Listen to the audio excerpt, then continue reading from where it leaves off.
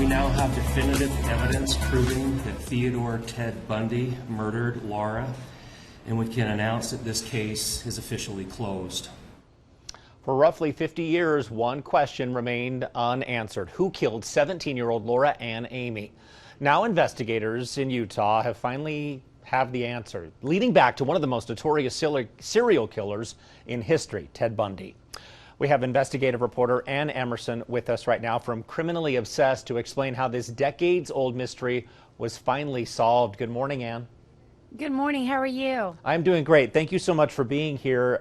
This certainly was a trying case for a lot of people here in Utah. Talk about how this was solved finally. It's incredible. I mean, you know, it's something that we're seeing more and more, right? Is this DNA evidence? You know, technology is finally catching up with these cases that have been, you know, there was a belief that Ted Bundy was involved in this particular murder of Laura Ann Aime because he confessed to it as right before he was executed. He confessed to 30 murders before he was executed. And Ted Bundy is the most notorious American serial killer. I really don't think there's anyone else that has created such a profile of a serial killer as Ted Bundy, because what he did was he preyed upon young women, but people didn't really know. He was so charming, quote unquote, and he was a law student and he was intelligent, and he didn't fit the profile of what we had in our heads of a monster.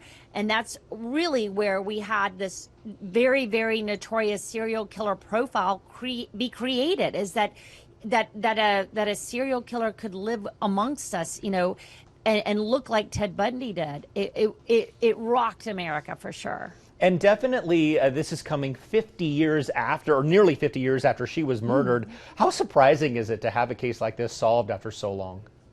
Well, it's becoming more and more common, isn't it, that we're able to use these little strands of DNA, that whatever is left, I understand it was some DNA that they had to be very, very careful with in order to be able to extract from so long ago, this male DNA evidence that they had from 1974 from Laura Ann.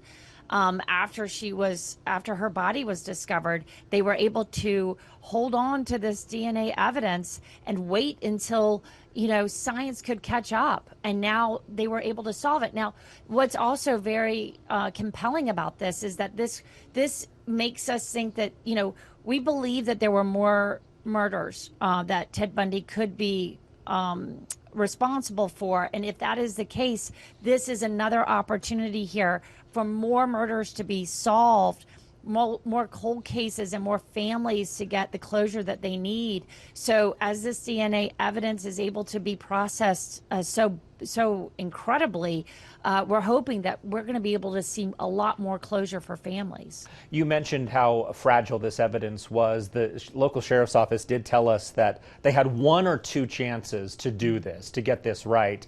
Is that pretty common with old evidence?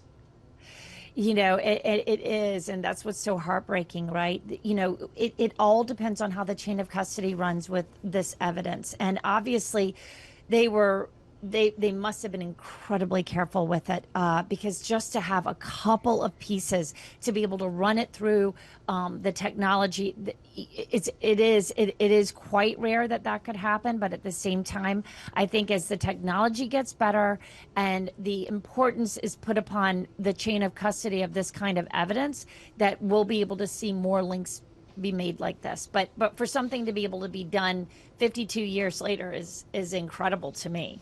You alluded to this at the beginning of our conversation, but I do want to talk about Ted Bundy for one moment, because he is pretty notorious. He terrorized women in several different states, Utah being one of them. What did that case do to the psyche of Americans? I think that it also is one of the reasons that we are so fascinated by the psychology behind these kind of serial killers. I mean, he does not look like somebody that would be attacking dozens and dozens of women.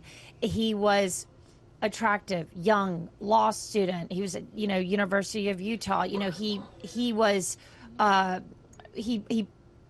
acted like he was always sort of feigning some kind of injury, or there was something wrong with him. He preyed upon women to help him out of situations. I think he wore a cast at one point on an arm. He's always trying to look like that person that needed help. And it really changed the way that we saw how these killers could act. He was preying upon young women, particularly young women with long brown hair. We were able to start learning so much more about how invasive, how dangerous this sort of psychological profile could be with a serial killer. And, you know, I'm going into another case right now of a man who was a family man, an architect who worked in Manhattan, Rex Heuermann, who is accused of being a serial killer as well in the Long Island serial killer case. And he's going to be going for a hearing tomorrow. Again, a family man. You know, we're learning that this profile of a monster, it could be anyone within our communities. And it really changed the way police approach these cases. As you mentioned, Ted Bundy did confess to this killing, but it wasn't confirmed until just now. Are there more? Did he have more confessions that have not been definitively linked to him? I understand that there is more that they need to test. So that is what we're going to see what happens with that. That is my understanding. Whether or not, as you said, we're looking at old evidence. His cases that he confessed to were between around 74 to 78. The question is how much of that evidence is still intact that can be tested. He confessed to 30 murders the night before he was executed, and so there's a lot of families that are looking for that closure. It's just a question of whether or not the evidence is there. All right, Ann, give us a quick rundown of where people can find you and what you have, what you're working on. What can you tease us? Yeah, thank you. Yes, please. We are on The Daily Show. We're on 4 days a week, and you can find us on YouTube or anywhere that you are listening to your podcast, Apple, Spotify.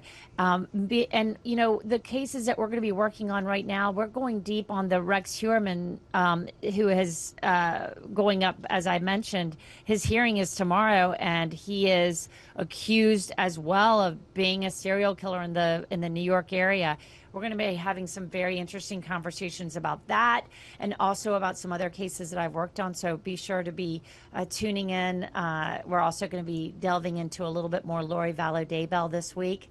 If you remember her, the Doomsday Mom, who is behind bars right now. I've got some new information about her as well. So we've got lots of stories for you. All right, definitely some big Utah ties with that Daybell case. So. Absolutely. All right, thank you, Ann Emerson. I appreciate it so much. Thanks for joining us. Thank you. All right, just to tell you about this one more time, Ann is the investigative reporter for Criminally Obsessed, our new true crime team. If you're one of those people who listens to true crime all the time, you're going to want to check out her daily show on YouTube. She's got some of the most fascinating deep dives on the stories everyone's talking about. You can click on the QR code right there on your screen.